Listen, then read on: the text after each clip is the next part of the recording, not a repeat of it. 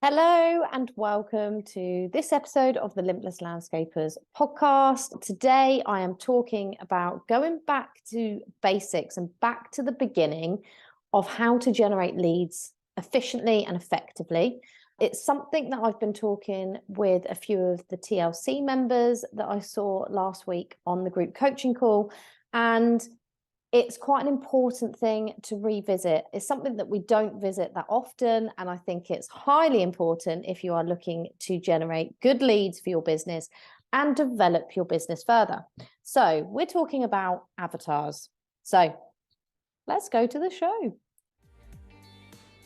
As the co-founders of the Landscaper Circle, we help you get more money, time, and freedom to become limitless. Through our experiences as fellow landscapers and our tried and tested methods, if you want help with your marketing, managing, or growing your business, you've definitely come to the right place.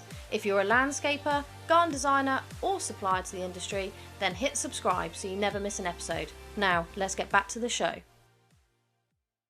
Hello, lovely people. How are you? How are you doing after having, 2 bank holiday Mondays this month already? I myself find it extremely confusing for the week because suddenly your Monday is Tuesday and you're losing days here, there, and everywhere. So I find it really confusing. I also have such a busy May. May is just ridiculous. I've got both the children's birthdays this month, so 2 parties to arrange, lots of money going out because of it. And May tends to be so busy. You've got half term thrown in there. You've got the bank holidays that we've just had in there. I think there's another one at the end of the month. We've got Marshall's Awards on Friday, this coming Friday, which is good, but it's another day out of the office. So May is extremely weird, as in how many non-work days there actually are in this month for me in particular, and for many of you guys out there who probably are trying to take the bank holidays off or have family that you want to spend time with. So it can be quite mad, really. And of course, the weather. We've had this spate of really good sunshine, dry weather, and now it's back to rain again. I don't know where you are in the country or the world, but it is raining in the south of England today, as usual. It was raining all day yesterday as well. So it's very exciting times. Not great for landscaping, as we've touched upon, and also doesn't do very well with inquiries, does it? So I don't know if most of you experienced the same as we did when the sun came out for the first time and we had an abundance of inquiries come in. Now, I'm not saying they're all good inquiries, but this is why I wanted to record the podcast, because I spoke to a TLC member who was really concerned about leads. In fact, he stated that he'd only had 1 lead this year. And although I would debate that because I don't believe there'd only be 1 lead. Maybe that's just the one that he's made a note of or really thought about. But essentially, I decided I'd look back over my landscaping business and how many leads we'd had in over the year, what that looked like, where they're coming from, and try and share with you why, if you find yourself in this position where you are not attracting the right leads, maybe you feel like your website isn't quite right for you, it's not doing what you want it to do, then I would seriously start looking at your avatar. Now, I know I've touched on this possibly in previous podcasts, definitely over in TLC, and 100% there's posts on Instagram about this and Facebook. So an avatar is merely your ideal client. It's building a picture of your ideal client to enable you to market to them better, to attract them to your business better. So that is why we look at ideal clients.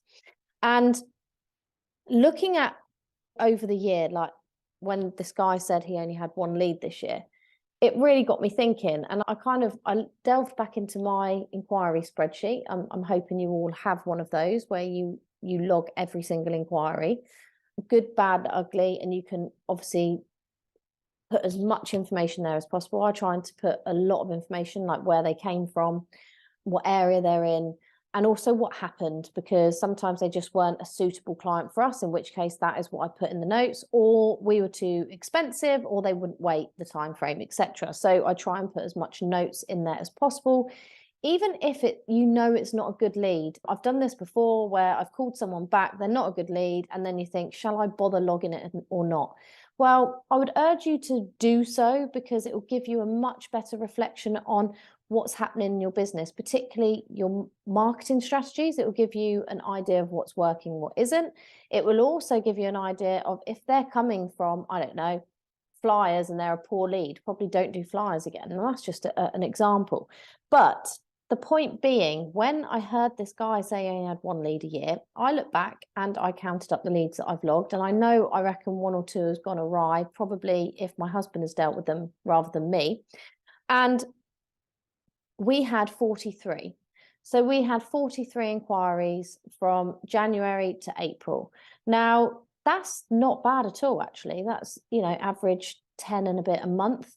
And then I started looking at where they came from. And what is quite interesting, some of them don't give you much information. So I am holding my hands up here. I am definitely, don't always find out exactly where they came from. So sometimes it'll be they called in and then I find out they're from the website, or they've called in, they're such a bad lead, I don't bother to find out where they've come from. Now that's a processes and systems part on my part that I need to improve upon. However, when I was looking back, I quickly tallied up, where they've come from. And essentially 25% of those leads came directly from my website. So that's not including the people that had emailed in, where they'd obviously got an email from my website or similar. It's not including people that called in who may have come to the website. These are just people that had filled in my online inquiry form. And I thought that's pretty impressive. So 25% of people came directly from filling in that form on the website. Another 14% came from referrals, and 10% came from online platforms that we are a part of.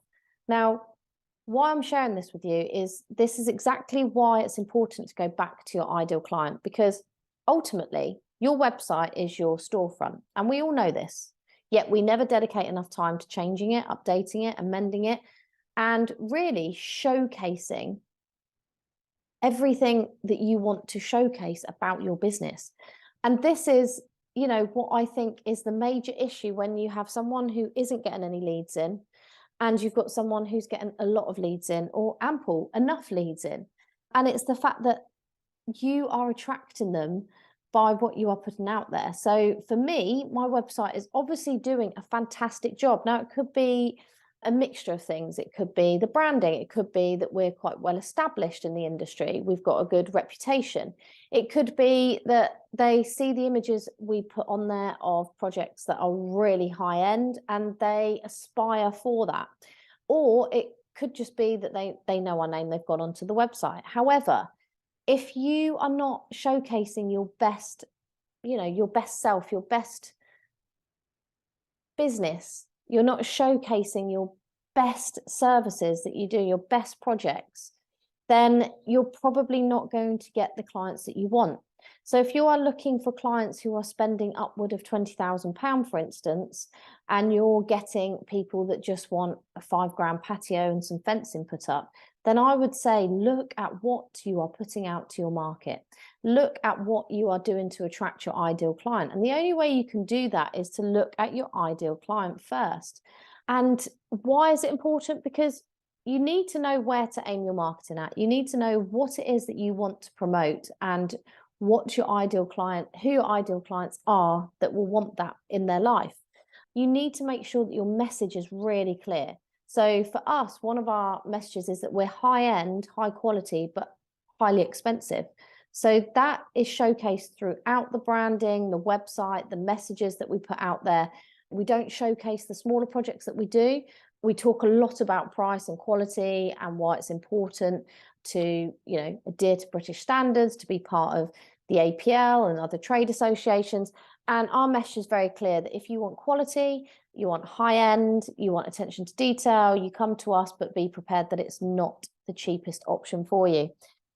Then by knowing your ideal client, you will know what products and services they are going to be interested in. Once you've built up that picture, and I'll tell you a bit more about how to do that in a minute, but essentially you'll know what products and services they're going to be interested in for then you to be able to showcase that on your website, along with a much more tailored message to them. It means that you can attract more people and serve them better, which is obviously the best case scenario. And you'll be able to actually solve their problems. It's all about problem solving. What is your client's problem and how can you solve it over Joe Blogs down the road? By also concentrating and spending a bit of time on knowing who your ideal client is, obviously it will enable you to be more precise in your marketing, but it also should encourage better results from your marketing. So it will make your sales easier, make your lead generation easier, and ultimately it will reduce the cost of sales because you're not doing the scattergun approach of marketing. You're being really specific and really niche. You're honing down onto that ideal client only, and that is who you're targeting, marketing to, and that is who the message is going out to. I mean, the most important thing is it will stop you from wasting time on people. So it'll stop you wasting time talking to people who are not your ideal clients. So we've all been there where you've been on the phone for half an hour chatting about someone's garden that you know is not your ideal client. They're never going to spend the money, and you have to keep working out ways to let them down gently.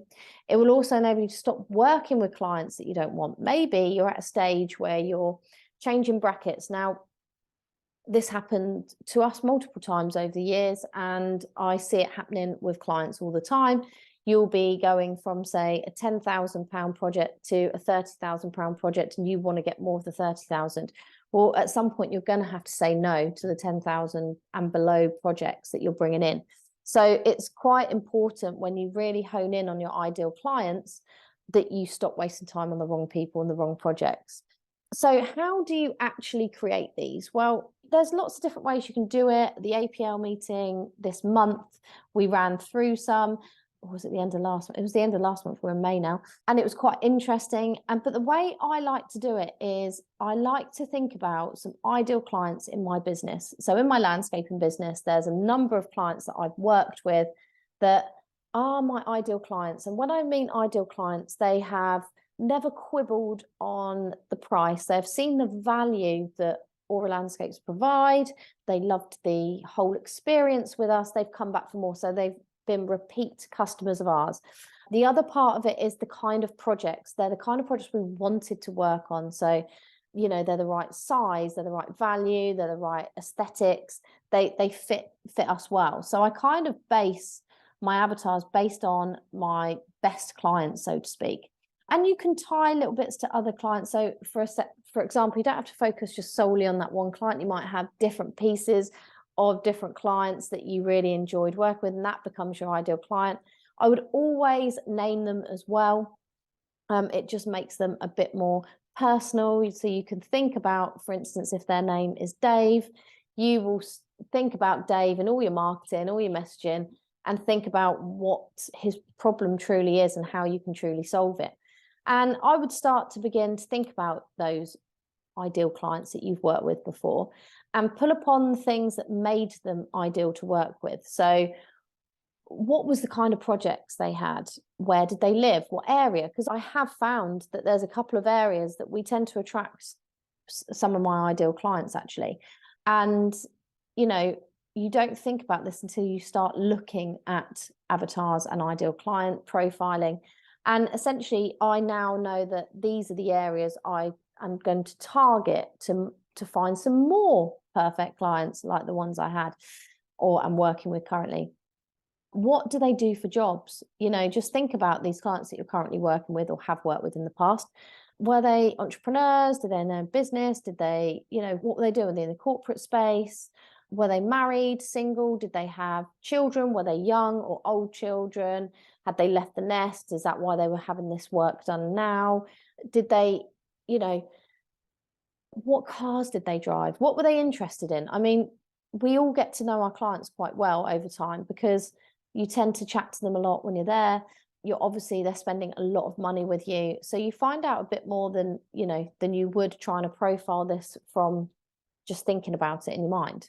So it's really good to profile your ideal clients on existing ideal clients if you have them. If you don't, obviously we just have to try and think about this in a more imaginative way. But I just find it really, really helpful when I think about good clients and what they did. So potentially, did they work with a designer? Yes. Okay, so I need to work with other designers. Did they want a design-led space, or did they want just a build only? What was important to them? You know, think of all these things, and you can start noting down and seeing where did they hang out? Where, you know, where did they find you? Where do they go to speak to their friends? Do they play golf? Do they go to the gym? You know, what's their hobbies? What's their likes, dislikes, stuff like that, that you will tend to build up. And you just build this profile. And then what you can do is utilize that profile to know where to market. So you can see, you know, potentially, for instance, and I'm not suggesting this is the right way, but for instance, if your ideal client that you just built up, the name is Dave, he is on Facebook reconnecting with old school friends all the time. Potentially an advert on Facebook would be a good idea, but you do obviously have to work really hard on making the advert work for you. And that's a separate conversation. That's one thing you could think about. Perhaps maybe he's a local golf club. Maybe you've got a few clients that all play golf. Potentially advertising in a golf club might work for you. And let's not forget that marketing is a trial and error. So what works for one person might not work for another, might work great for someone else. So you've got to be mindful. You've got to do some trial and errors in your business and how it works, and definitely utilize the ideal client. Once you get really clear on your ideal client, then the messaging will become more impactful. You'll start to generate more leads. You'll be able to make your website more engaging for that ideal client, and you'll start attracting those clients through your lead generation. It's really, really important not to overlook this. Some people think it's a pointless waste of time, or they spend 5 minutes on it and they, you know, and then they put it in a drawer and never utilize it again. What I'm suggesting is you spend more than 5 minutes thinking about your ideal client, and then think about an actionable plan that you can put into place to attract these ideal clients. You don't have to spend loads of money on it. Maybe it's a few tweaks to the website. Maybe you just think, actually, my website isn't talking to these ideal clients anymore. The kind of projects that I'm showcasing, I haven't got round to uploading new project photos. They're not attracting the right clients anymore. What would that ideal client want to see? What kind of projects are they buying into? What kind of problems do they have? What do they want to do? Maybe, for instance, your ideal client, he has had his children leave the nest, so now he wants a really adult focused garden, low maintenance, because he hasn't got time to be out there all the time faffing around. He'd rather be off playing golf or driving his Ferrari, whatever it might be. And he just wants a low maintenance garden that's perfect for entertaining, you know, bringing his friends over, family comes over, and yeah, he just wants space to entertain and enjoy. How can you solve that problem? How can you showcase what you do that will attract them in? And most importantly, then it will be looking at your website to see, do you have call to actions on there? Do you have ways in which they can contact you easily? Does your website, is it a joy to navigate, or is it really difficult? Does it actually answer any of their burning questions or not? These are the sorts of things you need to think about alongside attracting your ideal client. But looking at my leads, a lot are coming from online, which obviously is no, you know, I was not shocked or surprised at that. And also referrals, which means that, you know, still networking, who you're hanging around with matters, who you're talking to, who you're giving time to, how you're expanding your networks is really, really important. When you're collaborating with people, are there opportunities out there for you to network more, build more relationships? Because these are how these clients come in. So it's really, really important. But going back to basics and starting with your ideal client. So that's it for this week's podcast. It's something that we don't always look back on, and yet I think it's a really important part of your marketing strategy. I could sit down with you in your business, in your landscaping business, and give you lots of strategies that you might want to try and explore in order to generate leads and sales in your business. But ultimately, if you are not clear on your ideal client, if you are not clear on what their problems are, what their pain points are, if you are not clear on how you can solve them, then whatever marketing you do is just not going to attract them, and it's not going to, you know, entice them to buy from you. So it all begins with your ideal client, and then we can work on a marketing strategy from there. And like I say, trial and error, trying different things might just work differently in your business than to others. So that's it.